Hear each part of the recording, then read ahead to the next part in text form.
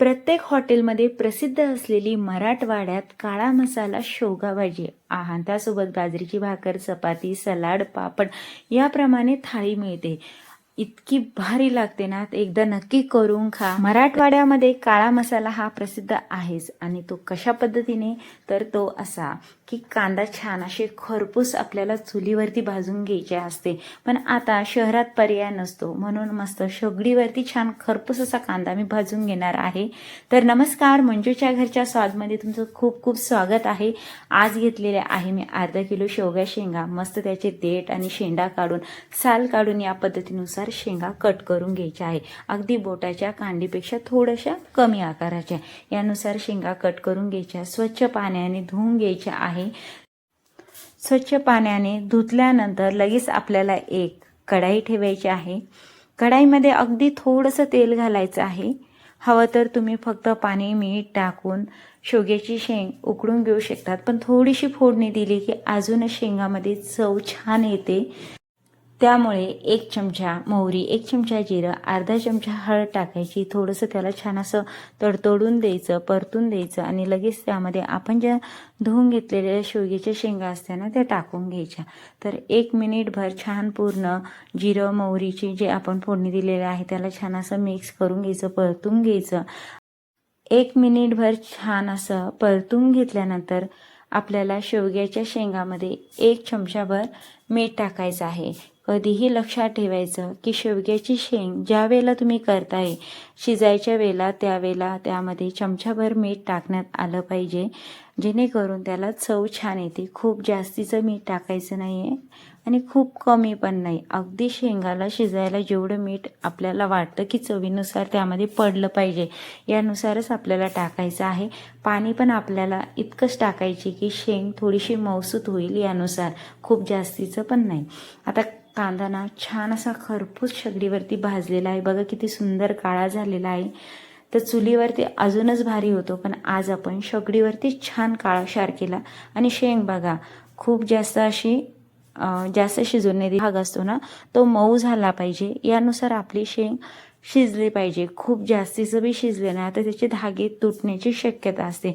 म्हणून शेंग शिजताना खूप जास्त पण नाही, खूप कमी पण नाही, अगदी मऊ होईल मधला भाग, यानुसारच आपल्याला ती शिजवून घ्यायची आहे. तर शेंगामध्ये थोडंसं पाणी होतं आणि थोड्याशा अरदकाच्या शेंगा होत्या, म्हणून 1 मिनिटभर ठेवलं. छान मऊसूत झाल्यानंतर लगेच एक तवा घेतलेला आहे. तव्यावरती अगदी थोडंसं तेल टाकायचं आहे, खूप जास्तीचं न टाकता थोडंसंच टाकायचं आहे. आणि काही खडे मसाले घ्यायचे आहे, जे तुम्हाला आवडतात तुम्ही ते टाकू शकतात. तर मी आज दालचिनी, चक्रफूल आणि जे दगडफूल असतं ना ते टाकलेलं आहे. त्यामध्ये 1 तेजपान टाकायचं आहे. तर तुम्ही तुमच्या आवडीनुसार अजून त्यामध्ये लवंग, मिरे टाकू शकतात. तर तुम्हाला जर जास्त असं मस्त स्पायसी आवडत असेल तर, पण मी अजून दुसरा काही मसाला नंतर टाकणार आहे म्हणून तेवढंच टाकलं. थोडेसे खोबऱ्याचे असे खाप केलेले होते, सुक्या खोबऱ्याचे, ते टाकून घेतले. शेंगदाणे टाकून घेतले. अर्धी वाटीपेक्षा थोडंसं कमीच सर्व साहित्य मी टाकत चाललेले आहे. तर मूठभर असे धने त्यामध्ये टाकलेले आहे. सर्व साहित्य एक एक करत आपल्याला टाकायचं आहे, स्टेप बाय स्टेप, आणि छान असं परतून घ्यायचं आहे. खरपूस असं भाजल्यानंतर थोडंसं मग त्यामध्ये खसखस घालूया. खसखस घातल्यानंतर थोडीशी खसखस उशिराच घालायची, म्हणजे कसं झटपट होते. आणि आपण हे भाजलेले फुटाणे घेणार आहे. तुम्ही जर हरभऱ्याची डाळ टाकणार असेल तर ती अगोदर टाका, म्हणजे खरपूस अशी ती भाजून येईल. पण आज आपण भाजलेलेच फुटाणे टाकतोय, त्यामुळे नंतरही टाकले तरी पण चालेल. आता त्यामध्ये आपण जे कांदे भाजले होते ना ते घालायचे आहे. तर कांदे छान भाजले तरी पण आपल्याला अजून 2 मिनिट छान असा जो मसाला आहे ना तो खरपूस असा भाजून घ्यायचा आहे. त्यामुळे आता कांदा पण त्यामध्ये मिक्स करून घेणार आहे. त्यामध्ये तुम्हाला जर आवडत असेल तर तुम्ही डायरेक्टली पण लाल तिखट टाकू शकतात, किंवा तुम्हाला जर मस्त गावाकडच्या पद्धतीने वाटून घाटून जर भाजी आवडत असेल तर तुम्ही त्यामध्ये 4-5 मिरची टाकून तीही खरपूस अशी तव्यावरती भाजून घेऊ शकतात. तर मला नेहमीच मसाल्यामध्ये मिरची आवडते आणि मी ते टाकते, पण तुम्हाला जर नसाल टाकायची तर तुम्ही फोडणीच्या वेळेला 1 चमचाभर तिखट जास्तीचं टाकू शकतात. तर यानुसार छान खरपूस अशी पूर्ण मसाला मी भाजून घेतला. एका ताटामध्ये थंड होण्यासाठी असा मी बाजूला काढून ठेवला. कारण की गरम गरम मसाला काढायला थोडासा अवघड जातो. आता त्यामध्ये 15 ते 20 लसणाच्या पाकळ्या, थोडीशी कोथिंबीर घेतली, अद्रक टाकून तुम्ही हा सर्व मसाला मिक्सरमधून फिरून घ्यायचा आहे. तर बघा, पूर्ण मसाला थंड झाल्यानंतर सर्व मसाला एकत्र घेतला आणि मिक्सरच्या भांड्यामध्ये घेतला. तर हा मसाला आपण असाच फिरवला तर खूप कोरडा होऊ शकतो, म्हणून थोडं थोडं पाणी घालत अगदी प्लेन वाटण होईल असं करायचं आहे. वरवंट्यावरती जसं वाटण तयार करायचं ना, पाणी घालून थोडं थोडं, अगदी आपल्याला मिक्सरच्या भांड्यामध्ये तसंच याचं वाटण तयार करायचं आहे. आता कढाईमध्ये तेल घातलं, 1 चमचा मोहरी टाकली, कढीपत्ता टाकला, छान असा तडतडून दिला. लगेच आपल्याला काळा मसाला किंवा जो गोडा मसाला असतो तो टाकायचा आहे आणि तो टाकल्यानंतर 2 चमचे लाल तिखट टाकायचं आहे.